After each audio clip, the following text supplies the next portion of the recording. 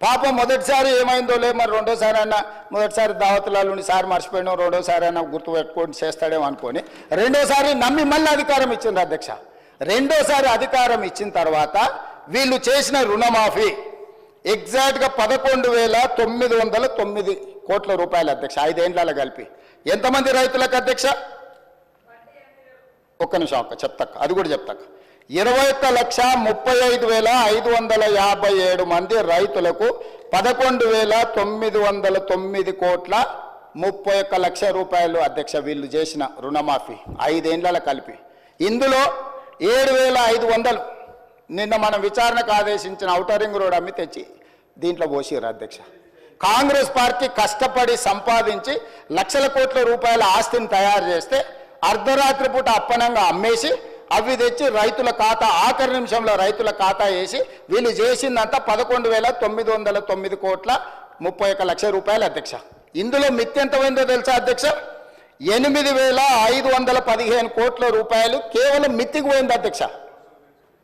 5 సంవత్సరాలలో 2018 నుంచి 2023 5 సంవత్సరాలలో 21,35,557 మంది రైతులకు నికరంగా వీళ్ళు చేసిన రైతు రుణమాఫీ 3,384 కోట్ల రూపాయలు అధ్యక్ష. ఇది వాస్తవం, ఇవి నిక్కచ్చి లెక్కలు. నిజం చేదుగా ఉంటుంది. ఆ నిజాన్ని మింగడానికి వాళ్ళకు ఓపిక కావాలి, ధైర్యము కావాలా.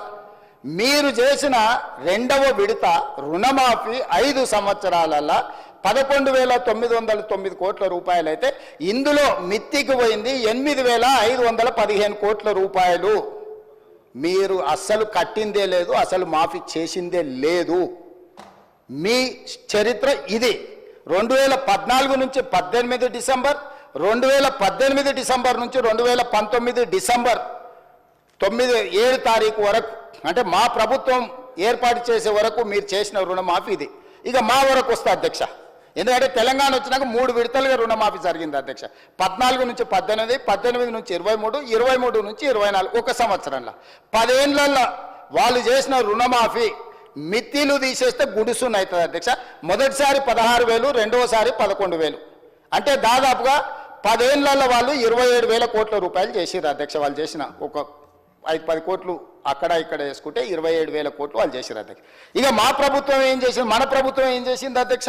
ఈ లెక్క చెప్పాలి కదా. మరి ఇప్పుడు నేను ఈ లెక్క చెప్తేనే కదా వాళ్ళకు వాస్తవాలు, వాళ్ళకు కానీ ప్రజలకు కానీ తెలిసేది.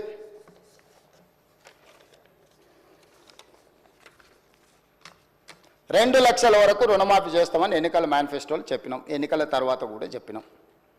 ఒక సందర్భంలో ఒక ఆయన సవాల్ ఇసిరిండు, అది అట్లా ఇది ఇట్లా అని. 15 ఆగస్టు లోపల చేస్తామని చెప్పినాం.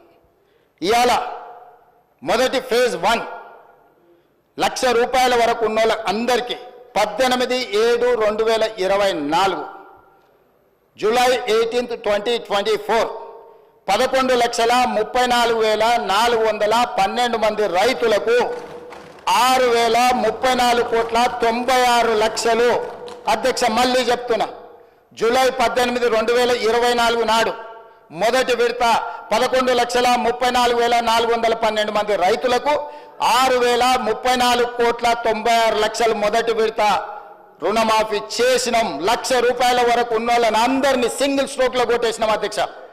రెండవ ఫేజ్ 30 జూలై 2024 సరిగ్గా 12 రోజుల్లోనే 6,40,823 మంది రైతులకు 6,190 కోట్ల రూపాయలు రెండో విడత మాఫీ చేసినాం అధ్యక్ష 12 రోజుల్లోనే.